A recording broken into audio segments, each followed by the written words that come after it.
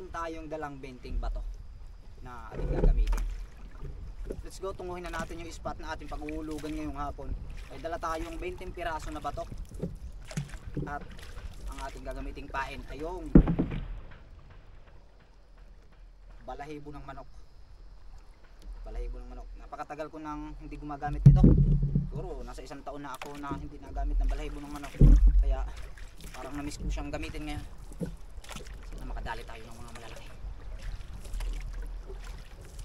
Tama-tama lang yung taas ng tubig.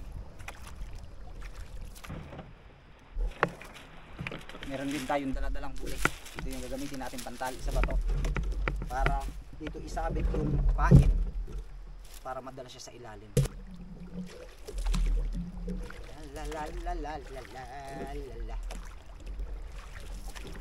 Sana'y makadali ang fisherman ng isda ngayong hapon. Oras natin siguro alas 3:30 na ito, mga ganun. Hapon na. Tama lang ito. Malapit na tayo sa area na ating paghuhulugan. Siguro pag maglaot-laot tayo ng konti, pwede na siguro tayo magsimulod dyan. Tapos papunta dun ang ating takbo. Habang maglalaot tayo, humuhulog tayo para sakali makadaan tayo ng mga malalaki.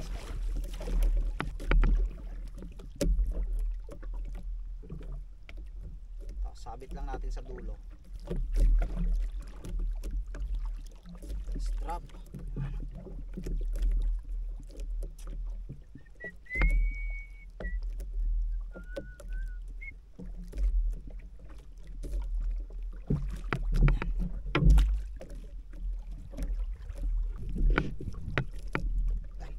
Lapat na.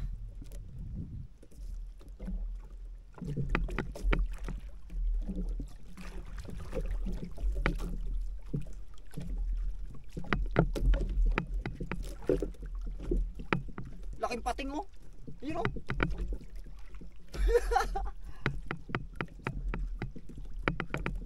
Laking pating, nandiyan lang oh. Tunay na pating na yan. Tiger.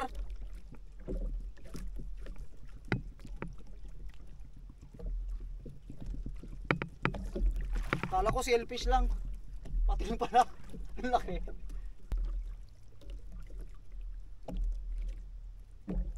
Unang hulog wala. Laki ng pating dyan ayo. Ang lapit sa atin.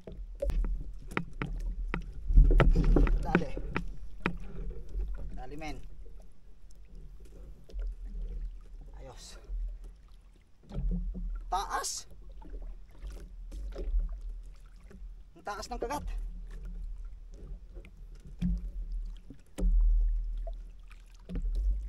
Sa binting di pa na yung angat ng pain.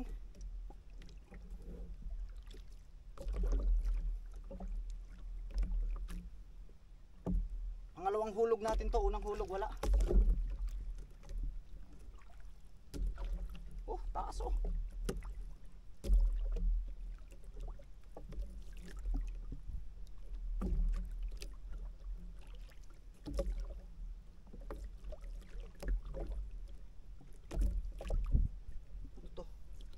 Tulingan.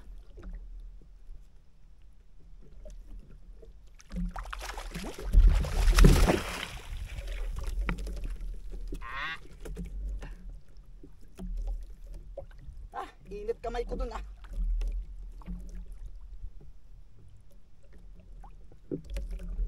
Tulingang puti.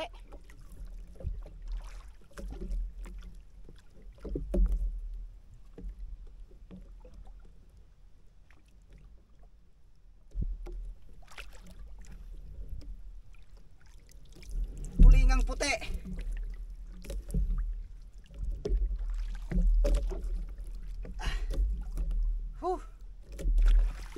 Kaya pala ang taas. Tulingang puti, 2 kiluhin.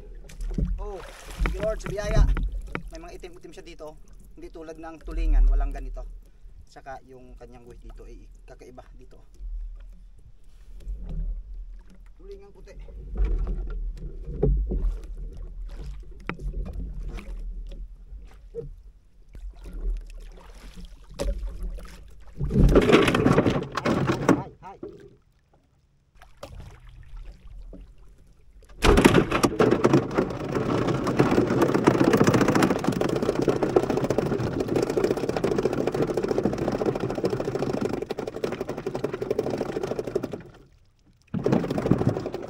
magtawag siya ng kasama niya.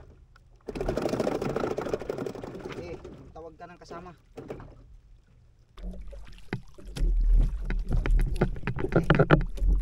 Dikit. Pagtanggal nung pain doon sa buli, kinagat agad.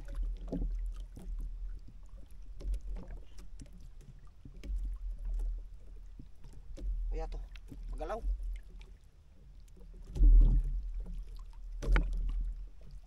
Tamang laki lang.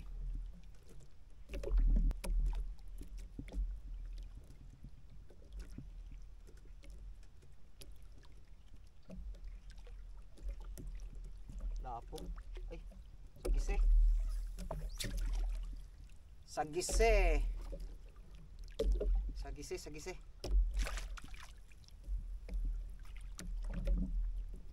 Sagise.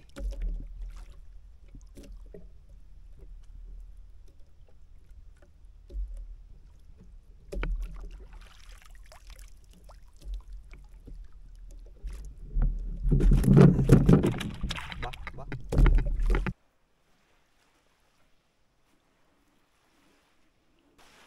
Tayo ay mag-prepare sa pagluluto ng ating sagisihon na nahuli sa pahagad.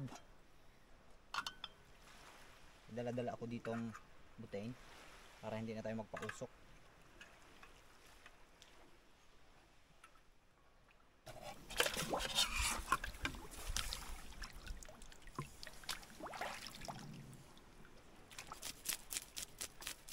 Sariwang sariwa.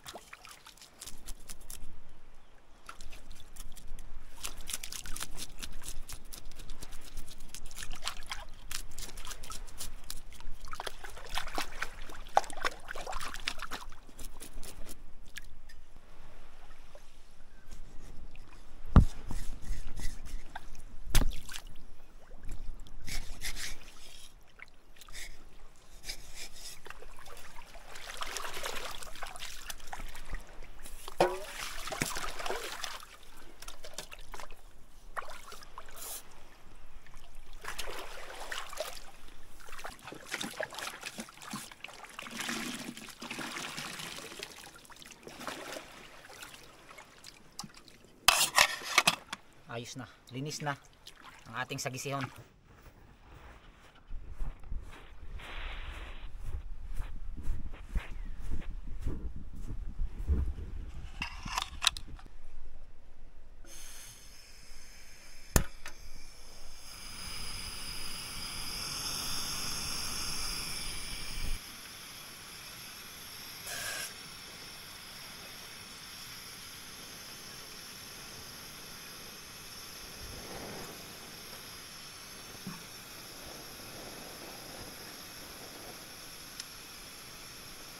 Ayos. Mabilis lang itong kumulo dahil sa malakas yung apoy natin. Ayos na ayos to pag naluto itong ating sagisihon. At dito sa area, sulo lang po ang inyo pong lingkod.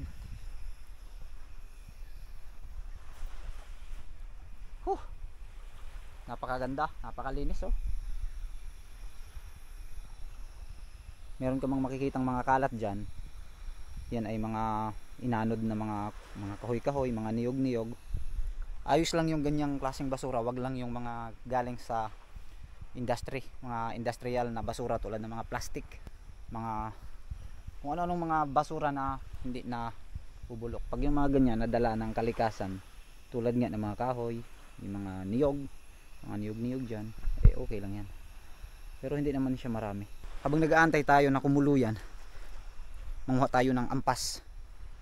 Pagdating ko dito sa area, pagtabi ko dito, nakita ko na maraming ampas, yung parang mga seashells na nakadikit doon sa bato. Kunin natin tapos ihalo natin doon sa ating lutuin. Ito.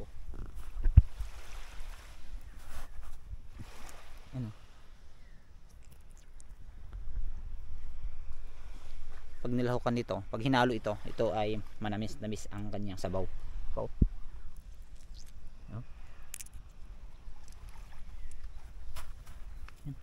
yan oh. Dami oh.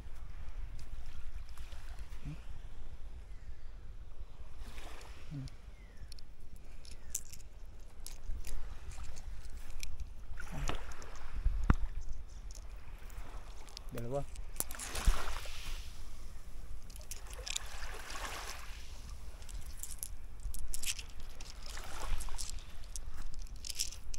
Meron pa dito.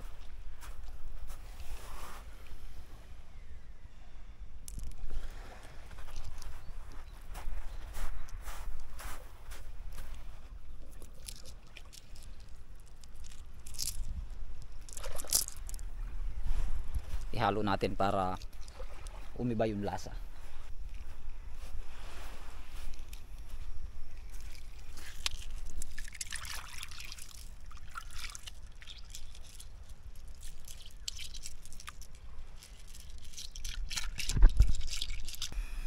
Ilagay na natin ang ating luya, kunting bawang at saka sibuyas.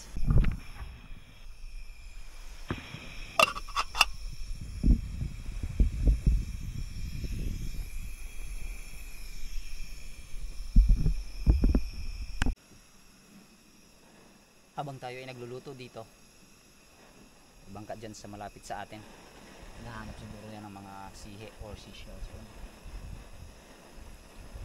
Malangoy si kuya, naninihi siguro yan.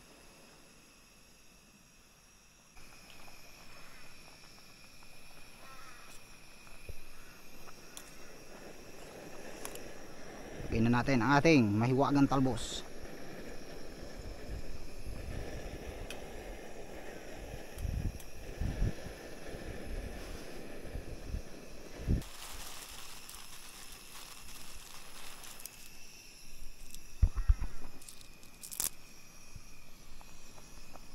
Ayos yan.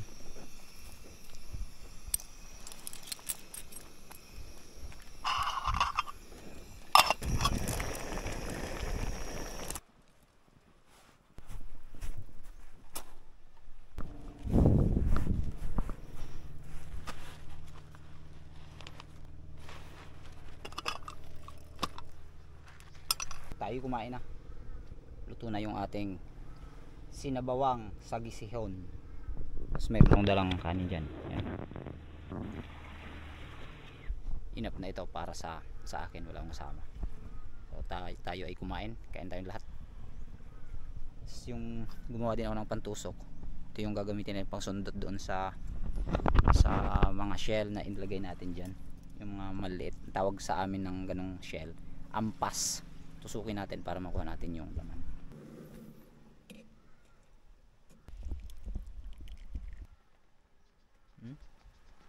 Talbos.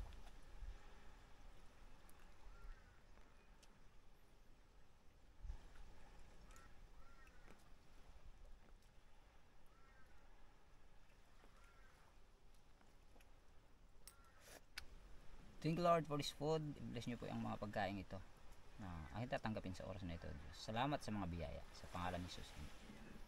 Tayo kumain. The time is siguro mga 12 o'clock na.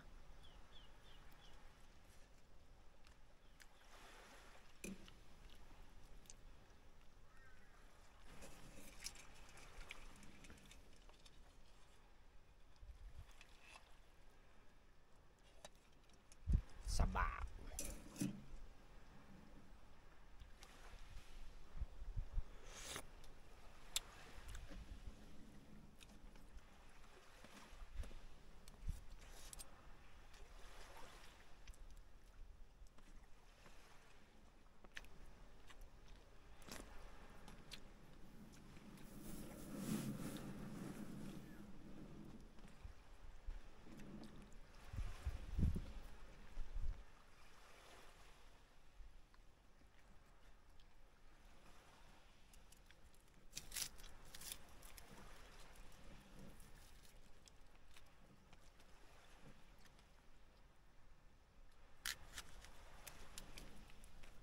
Minsan pag wala akong ulam, ito hindi inuulam to, inasawsaw lang sa asin to, okay?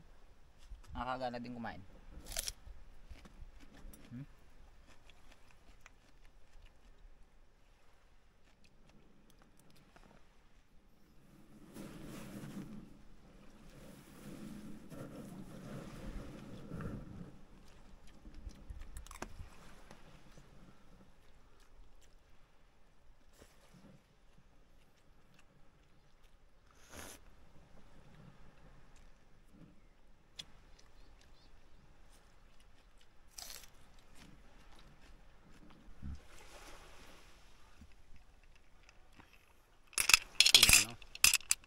ampas.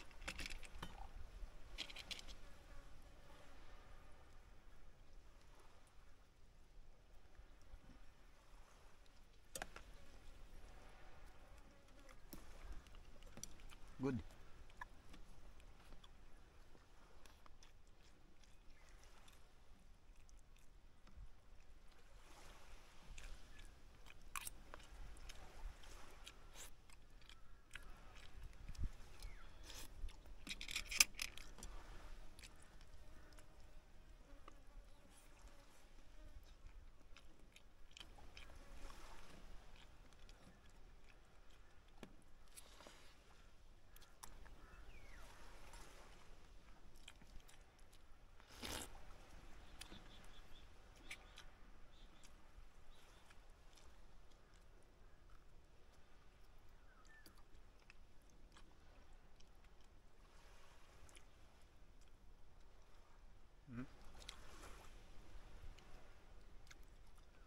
Manamis-namis ang laman nung ganitong seashell.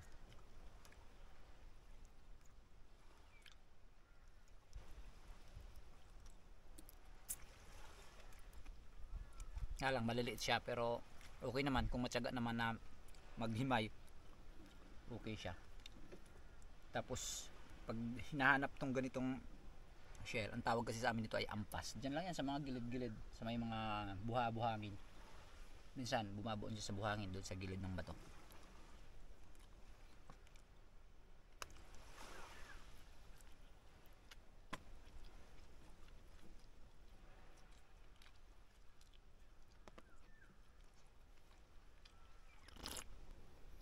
Ayos na ayos yung kain natin. Tapos ayun, prepare na tayo para sa ating pag-uwi. At muli po marami pong salamat sa inyo sa panonood ng video na ginagawa natin. Ito man ay sa Facebook at sa YouTube. Marami pong salamat sa inyo. Hanggang sa susunod po nating video.